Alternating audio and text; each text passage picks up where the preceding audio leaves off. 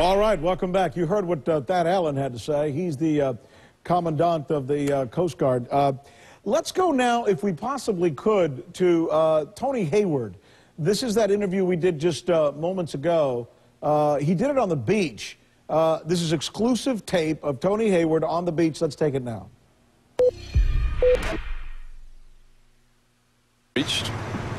And what I will be doing with my team immediately after this is understanding what more we can do to reinforce the defences along the shoreline. We have a lot of resources on location. We need to find a way of deploying them more effectively to keep the oil off the shore. We continue to fight this battle on three fronts: to eliminate the leak in the subsea, to contain the oil on the surface, and to defend the shoreline. And as I've said, it's clear that the defence of the shoreline at this point has not been successful, and I feel devastated by that, absolutely gutted. But what I can tell you is that we are here for the long haul. We are going to clean every drop of oil off the shore. We will remediate any environmental damage, and we will put the Gulf Coast right and back to normality as fast as we can.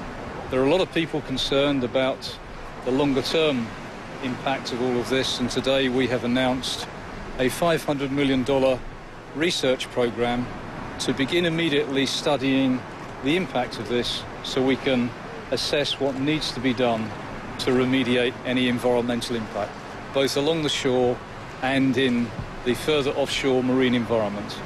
That work will be conducted by the best scientific minds that we can bring together. It will be completely independent of BP, and it will help us establish the basis on which we remediate any environmental impact. And we will be here for as long as it takes to remediate any environmental impacts. And I know that there is an enormous amount of anger and frustration on the part of the local communities. I share that. This is something I never wanted to see, and we are going to do everything in our power to deal with it as fast as we can and return the societies and communities of the Gulf Coast to normal as quickly as we can.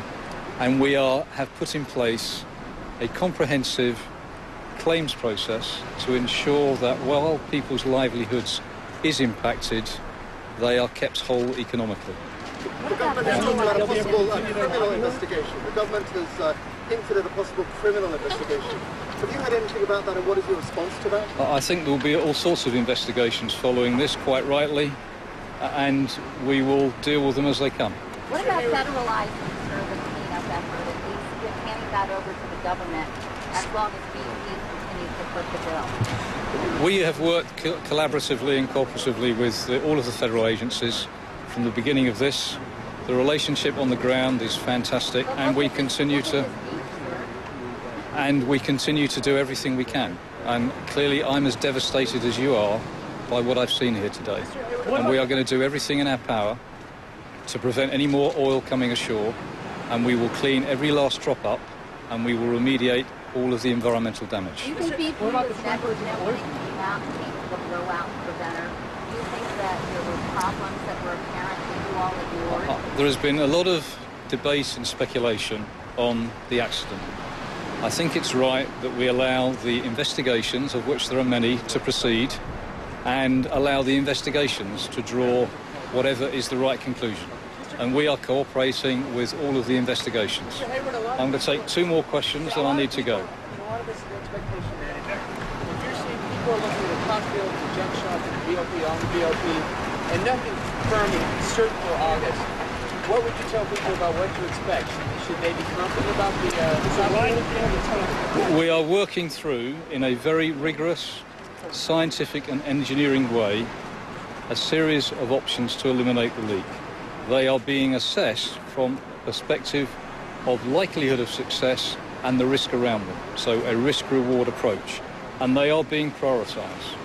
So we've thus far executed two. One of them failed, the other one has been partially successful in that we are now producing oil and gas to surface. The third option is the top kill. and we will be, in all likelihood, in a position to execute that in the middle of the week. It has never been done in 5,000 feet of water. If it was on land, we would have a very high confidence of success. But because it's in 5,000 feet of water, we need to be realistic about the issues around operating in a mile of water. We rate the probability of success of somewhere between 60 and 70%. But what are you saying? Beyond that, there is a third and fourth and fifth option around both containment and elimination.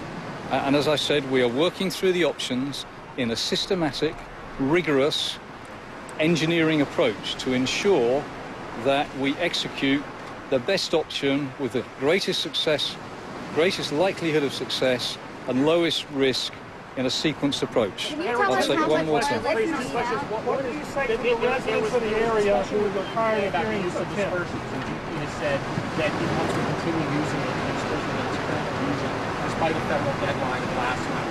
Where does that stand? Is DP applying it now? And secondly, Mr. Salazar has called this an existential issue for DP, raising existential questions about the country. Can you get that?